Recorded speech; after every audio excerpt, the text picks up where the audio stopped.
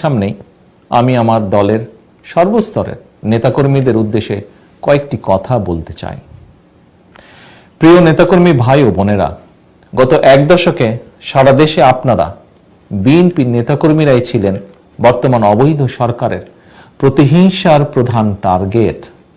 এই ব্যাংক ডাকাত সরকার 2008 সালে ক্ষমতা গ্রহণ করেই বিএনপির বিরুদ্ধে সর্বগ্রাসী ষড়যন্ত্র শুরু করে। গুম, খুন, অপহরণ, হামলা, মামলা ও হয়রানির পাশাপাশি চলেছে অপপ্রচার। কিন্তু আজ আমি অত্যন্ত গর্বের সঙ্গে বলতে চাই, এত অত্যাচার, নির্যাতন, নিপীড়ন করেও শহীদ জিয়ার আদর্শের একজন নেতাকর্মীকেও বিপদগামী করা যায়নি। এর প্রধান কারণ বিএনপির রাজনৈতিক শক্তির উৎস দেশের জনগণ। বিএনপির রাজনৈতিক চেতনা মহান মুক্তিযুদ্ধের মূল নীতি সাম্য, মানবিক মর্যাদা ও ন্যায় বিচার। বিএনপি সম্পর্কে বাংলাদেশের মানুষের মাটি ও মানুষের সম্পর্ক।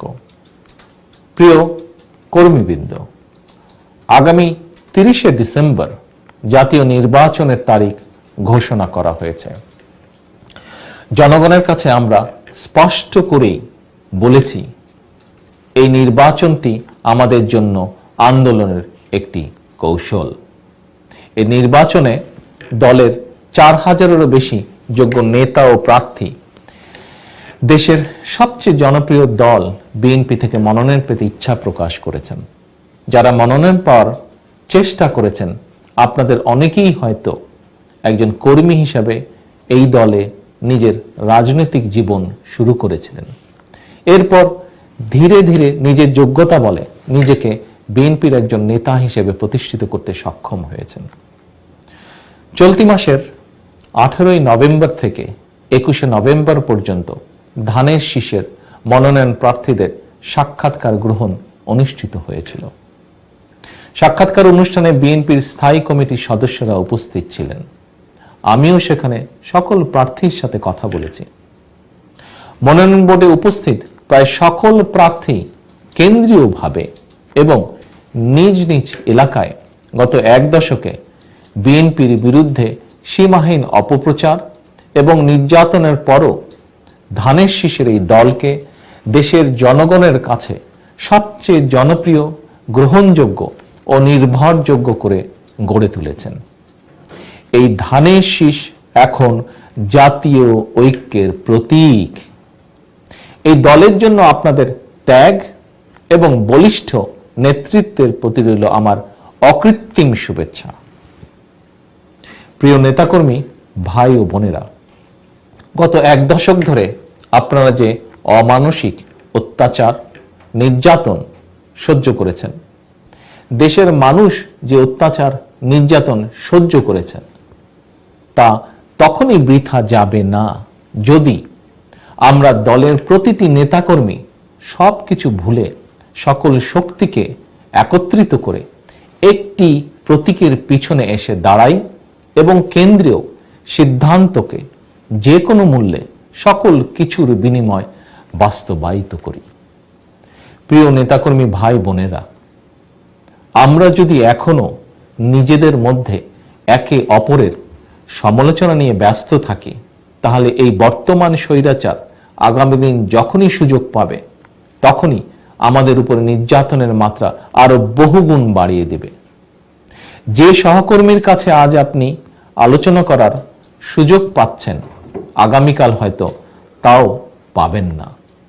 তাই আগামীকাল যদি আপনি হাসি মুখে নির্ভয়ে আপনার মতামতটি ব্যক্ত করতে চান, তাহলে আজ থেকেই ঐক্যবদ্ধ হওয়া ছাড়া আর কোনো বিকল্প নেই। প্রিয় কর্মীবৃন্দ, বাস্তবতা হলো দেশের 300টি আসনে প্রতিদ্বন্দ্বিতা করার জন্য দলের হাজার হাজার নেতাকর্মী মনোনয়ন চাইলেও সঙ্গত কারণেই সবাইকে মনোনয়ন দেওয়া সম্ভব নয়। আমাদের দলের শত শত যোগ্য নেতা থাকার পরও চলমান বাস্তবতায় 300 আসনের প্রতিটিতেই আমরা বিএনপি থেকে ধানের শীষের মনোনয়ন দিতে পারবো না। কারণ এবার ধানের শীষ প্রতীক নিয়ে বিএনপি, 20 দলীয় জোট এবং জাতীয় ঐক্যফ্রন্টের নেতারাও নির্বাচনে অংশগ্রহণ করবেন। প্রিয় নেতৃবৃন্দ, আপনারা অনেকেই এই দলে কর্মী হিসাবে রাজনীতি শুরু করেছিলেন। দলকে ভালোবেসে বেগম খালেদা জিয়ার নেতৃত্বে এগিয়ে যাচ্ছেন সামনের দিকে। দেশনেত্রী আজ মিথ্যে রাজনৈতিক উদ্দেশ্য প্রণোদিত মামলায় কারাবন্দী। আমার দলের লক্ষ লক্ষ নেতাকর্মী সমর্থক আজ দেশনেত্রীকে শুধু নেত্রীর আসনেই নয়, বরং তাকে মায়ের আসনে অধিষ্ঠিত করেছেন। শুধু আমার দলের নেতাকর্মীরাই নয়, দেশের কোটি কোটি গণতন্ত্রকামী মানুষের কাছেও দেশনেত্রী এখন মায়ের মর্যাদায়। সেই মা জনগণের ভোটে একটি গণতান্ত্রিক সরকার প্রতিষ্ঠার জন্য বছরের পর বছর ধরে আপনাদের সঙ্গে রাজপথের সংগ্রামে ছিলেন। অন্যায়ের সঙ্গে আপোষ করেননি বলেই এই বয়সে শারীরিক অসুস্থতা নিয়েও তাকে জেল জুলুম সহ্য করতে হচ্ছে।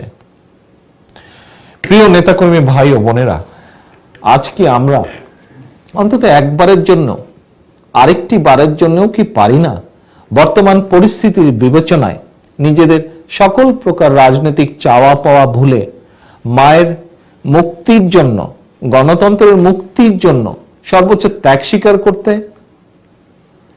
আমার তৃণমূলের প্রিয় ভাই বোনেরা, আমরা কি অন্তত একবারের জন্য, আর একটি বারের জন্যও কি পারি না শুধুমাত্র আগামী কয়েক দিনের জন্য নিজেদের চাওয়া পাওয়া ভুলে এর ঊর্ধ্বে উঠে দেশের জনগণের জন্য, গণতন্ত্রের জন্য সেই বন্দী মায়ের মুক্তিকে সর্বোচ্চ অগ্রাধিকার দিতে? আসন্ন নির্বাচনে বিএনপির মনোনীত প্রার্থীবৃন্দ, আসন্ন জাতীয় নির্বাচনে যারা বিএনপির মনোনয়ন পেয়েছেন কিংবা যারা মনোনয়ন পাননি, সবাইকে আমরা পারি না সেই কারাবন্দী মায়ের কথা মনে রেখে সব রকম দ্বিধা দ্বন্দ্ব ভুলে অন্তত আগামী 30শে ডিসেম্বর পর্যন্ত নিজেদের ঐক্যকে হিমালয়ের মতন সুদৃঢ় এবং ইস্পাতের মতন কঠিন রূপে গড়ে তুলতে? আপনারা তো এ দলেরই নেতা, এ দলেরই কর্মী, এ দলেই আপনারা বহু মানুষ, বহু নেতাকর্মী বড় হয়েছেন। সারা দেশে আমার দলের সর্বস্তরের হাজার হাজার নেতা, লক্ষ লক্ষ কর্মী, কোটি কোটি ধানের শীষের ভোটার, আপনারাই একমাত্র আপনাদের ঐক্য এবং সুদৃঢ় প্রত্যয় পারে আপনার নেত্রীকে মুক্ত করতে। একমাত্র আপনাদের ঐক্য এবং দৃঢ় প্রত্যয় পারে কারাবন্দী সেই মাকে মুক্ত করতে। আপনাদের ঐক্য এবং দৃঢ় প্রত্যয় পারে জালিমের কারাগারে অপরাধ হাজার হাজার ভাই বোনকে মুক্ত করতে। আপনাদের ঐক্য এবং দৃঢ় প্রত্যয় পারে ভোট কেন্দ্রগুলোতে ভোট ডাকাতি রোধ করতে। আপনাদের ঐক্য এবং দৃঢ় প্রত্যয় পারে প্রতিটি ব্যালট বক্সকে নিরাপদ রাখতে। প্রিয় নেতাকর্মী ভাই ও বোনেরা এবং প্রার্থীবৃন্দ, আবারও আমি বলতে চাই, এবারের নির্বাচনে পাওয়া না পাওয়ার দ্বন্দ্বে যদি আমরা জড়িয়ে পড়ি, আমরা যদি বিবাদ বিরোধে জড়িয়ে পড়ি, মায়ের মুক্তি, গণতন্ত্রের মুক্তির স্বার্থে ঐক্যবদ্ধ না থাকতে পারি, তাহলে ক্ষমতাসীন অপশক্তি আবারও গায়েবী মামলা কিংবা আদালতের রায়ের অজুহাত দেখিয়ে অত্যাচার নির্যাতনের মাত্রা বহু গুণ বাড়িয়ে দিবে। যারা সকল অন্যায় অত্যাচার মোকাবেলা করে নিজেদের প্রস্তুত করে গড়ে তুলেছিলেন, আপনারা সহ সকল নেতাকর্মীকে আরো বেশি নির্মম নিষ্ঠুরতার মধ্যে ফেলে দিবে। সম্ভাব্য সকল পরিস্থিতি বিবেচনা করে একজনকেই মনোনয়ন দিতে পারবে দল। এই মনোনয়ন প্রক্রিয়ায় কোনো কোনো ক্ষেত্রে হয়তো আমাদের এরর অফ জাজমেন্ট থাকতেই পারে। তারপরেও আমি আপনাদের ভাই হিসাবে, আপনাদের সন্তান তুল্য হিসাবে দেশের প্রতিটি নির্বাচনী এলাকায় আমার দলের সর্বস্তরের প্রতিটি নেতাকর্মী সমর্থকের কাছে একান্তভাবে অনুরোধ করব, কারাবন্দী মায়ের মুক্তির কথা বিবেচনা করে দলের সিদ্ধান্তকে আপনারা সর্বশক্তি দিয়ে বাস্তবায়ন করবেন। আপনারা ঐক্যবদ্ধ থাকলে ভোট ডাকাতির সকল ষড়যন্ত্র মোকাবেলা করে জনগণকে সঙ্গে নিয়ে এবার আমাদের বিজয় ইনশাল্লাহ হবেই। অবশ্যই খালেদা জিয়া মুক্তি পাবেন, মুক্তি পাবে গণতন্ত্র। দলের উপরে, দেশনেত্রীর উপরে আস্থা রাখুন।